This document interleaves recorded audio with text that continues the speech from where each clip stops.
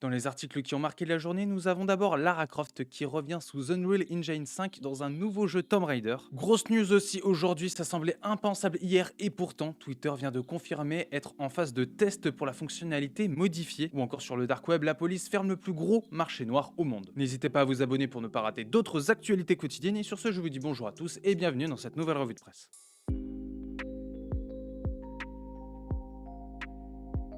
Nous commençons donc ces actualités avec cette petite annonce qui a fait énormément de bruit. C'est cette annonce par Crystal Dynamics du retour de Lara Croft dans un prochain Tomb Raider qui tournera sous l'Unreal Engine 5. Et en fait, cette annonce est d'autant plus importante pour Epic Games qui gère donc l'Unreal Engine 5, tout simplement parce que le prochain Tomb Raider sera un des premiers jeux propulsés par ce nouveau moteur. En termes d'histoire pure, on n'a pas vraiment d'informations. Sans doute que le prochain Tomb Raider sera dans la continuité des trois premiers qui ont été lancés et se dirigera dans un objectif d'essayer de trouver les deux pistolets iconiques que tout le monde attend dans le prochain Tomb Raider. Mais ce qui est sûr, c'est que Crystal Dynamics a annoncé vouloir offrir une expérience d'action-aventure cinématographique de haute qualité pour ses fans. Et si comme moi vous êtes friand de démos pour l'Unreal Engine 5, sachez que le studio Coalition, qui gère entre autres Gears, a réalisé une nouvelle démo sous ce moteur graphique et c'est toujours aussi impressionnant. Comme je l'ai dit en introduction, ça paraissait tellement lointain hier et pourtant c'est officiel. Twitter vient d'annoncer que le bouton modifier fera son apparition sur le réseau social. Les utilisateurs pourront bientôt donc rattraper une faute d'orthographe ou des propos maladroits sur leurs tweets. Et oui, beaucoup de choses changent en ce moment chez Twitter. Nous avons déjà l'arrivée d'Elon Musk dans les actionnaires principaux de Twitter. Il est quand même actionnaire à 9,2% du réseau social après avoir acheté plus de 73 millions d'actions pour un total de 3 milliards de dollars.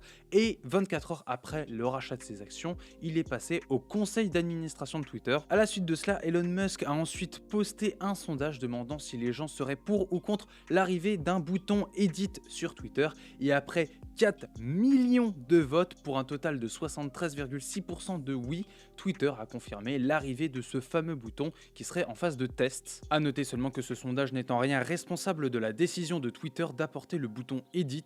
Le réseau social a expliqué travailler sur cette fonctionnalité depuis un an déjà. Et pour les personnes qui souhaitent tester cette feature en avant-première, eh bien sachez qu'elle sera uniquement disponible pour le moment dans les prochains mois sur Twitter Blue, l'abonnement mensuel qui permet aux utilisateurs de profiter de fonctionnalités premium sur le réseau social. Et nous avons Jay Sullivan qui est responsable des produits pour les utilisateurs chez Twitter qui explique que la fonctionnalité d'Edit était l'une des plus demandées depuis de nombreuses années.